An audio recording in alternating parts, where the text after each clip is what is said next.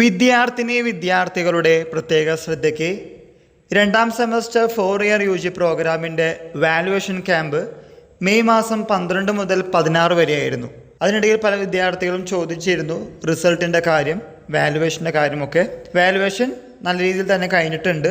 വിദ്യാർത്ഥികളോട് പറയാനുള്ളത്, ഒന്നാം സെമസ്റ്ററിൽ അതാത് കോളേജിലാണ് വാല്യുവേഷൻ എങ്കിൽ രണ്ടാം സെമസ്റ്ററിൽ സെൻട്രലൈസ്ഡ് വാല്യുവേഷൻ ക്യാമ്പായിരുന്നു. അപ്പോൾ അതിനൊരു വ്യത്യാസം നിങ്ങളുടെ റിസൾട്ട് വരുമ്പോൾ ഉണ്ടോ എന്ന കാര്യം ചെക്ക് ചെയ്യുക.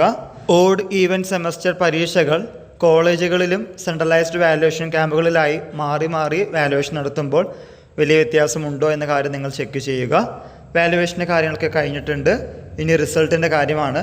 ഈ മാസം അവസാനത്തിനുള്ളിൽ തന്നെ വരുമെന്നാണ് പ്രതീക്ഷിക്കുന്നത്. അതിൻ്റെ കാര്യങ്ങളുമായി കാലിക്കറ്റ് യൂണിവേഴ്സിറ്റി മുന്നോട്ട് പോകുന്നു.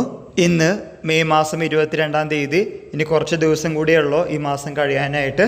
ദിവസങ്ങൾക്കുള്ളിൽ നിങ്ങളുടെ റിസൾട്ടുകൾ വരുന്നതാണ്. So stay tune four further updates. എല്ലാവർക്കും ഒരിക്കൽ കൂടി നന്ദി, നമസ്കാരം.